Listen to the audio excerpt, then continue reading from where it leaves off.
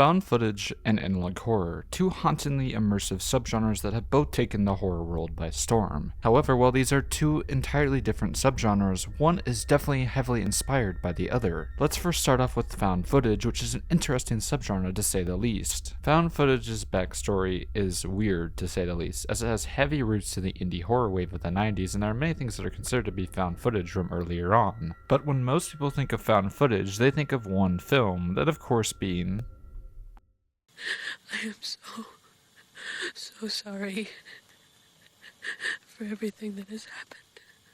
So what is found footage exactly?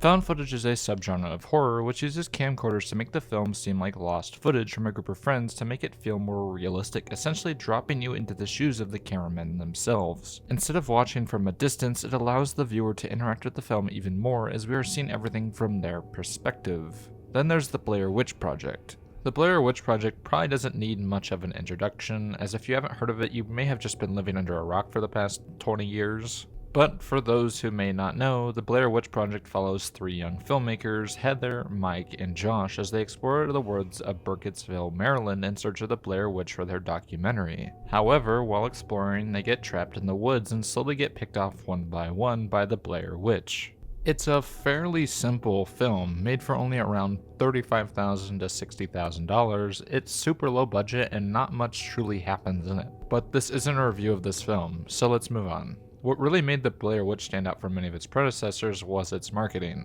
Unlike a lot of the other horror films on the market at the time, this film was advertised as 100% real. It even got to the point where multiple people thought the actors were actually killed during the filming, so flowers and condolence letters were sent to the families of the actors. And I mean, who can really blame them? Parts of the advertising were literally just missing persons posters with the actors on them. To many, it seemed to be legit. They even created a whole website where they had police investigations and more information on the Blair Witch legend, which, trust me, we will get back to later. Many other films would try to copy this, creating the phenomenon of found footage that we know today. But while the Blair Witch helped to create the genre, one film would really set it to become the behemoth it was in the late 2000s and early 2010s. That, of course, being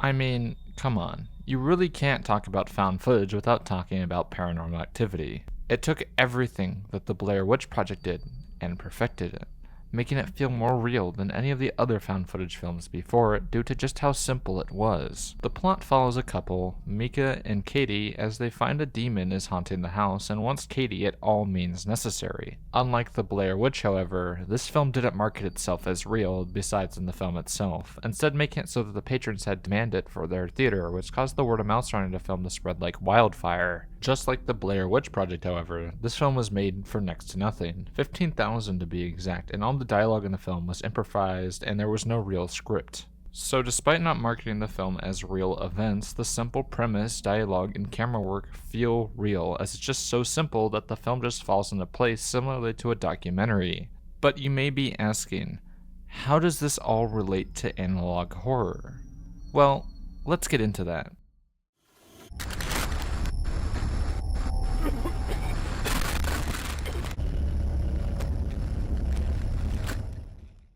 So analog horror has deep roots in the creepypasta fandom, and honestly it makes sense. Both are online forms of horror, so them having similarities just happens.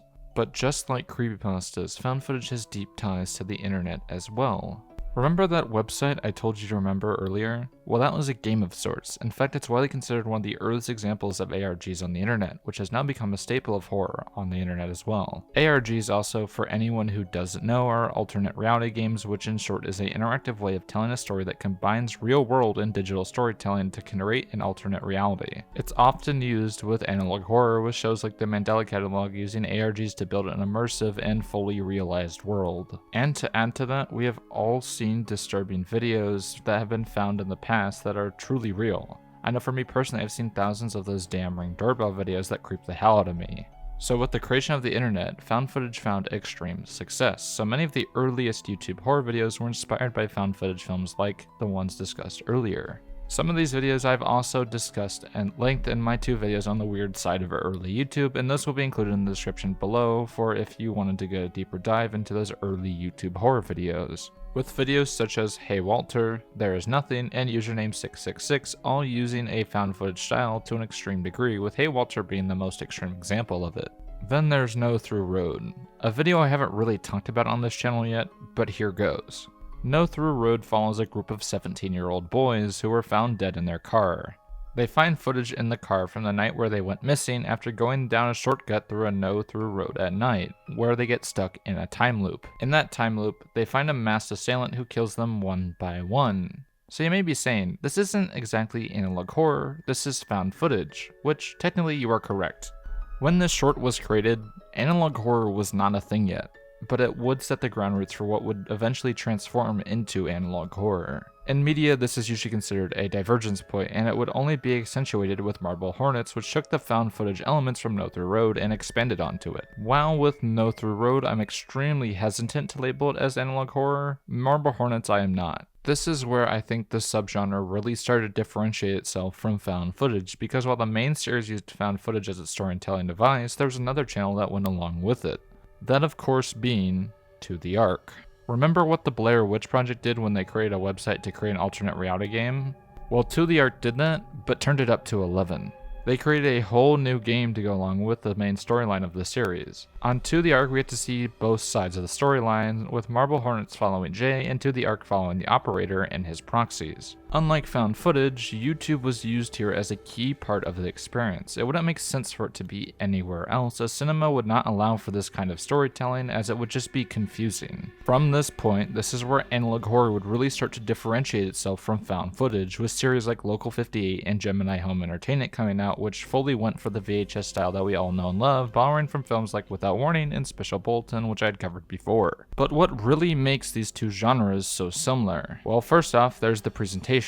Both of these formats follow something that is lost, with found footage generally being camcorder footage from some sort of incident, while analog horror footage is generally more a police tape or some other type of VHS tape that is being published for everyone to see. Both are known for their extremely tight pacing and effective sound design, with analog horror turning the sound design up to 11 that films like Paranormal Activity also experimented with in its Rumble, for example. Hell, even the stretched out faces that plague analog horror have roots within found footage, with films like Grave Encounters having faces that look like they could honestly fit right in with the Mandela catalog. Both subgenres are also trying to build some semblance of believability. Many found footage films are infamous for starting with all of what you're about to see is true, even though what you're about to see is some batshit insane thing that could never possibly happen in real life, but I digress. But there are tons of similarities, and honestly it makes sense why they feel so similar to each other, considering that analog horror originates from found footage in the first place. But if they are so similar, what makes them truly different from one another? First off, there's the scares, which analog horror is all about subtlety with its scares, rarely using jump scares or loud noises at all, instead focusing on much more Lovecraftian or creepypasta styles of horror. Analog horror is much more deeply rooted in internet culture than found footage is, as creepypastas are the heaviest influences on the stories by far, with many of the analog horror series also being based on creepypastas that came before them, even if some of those stories that they are based on kind of suck.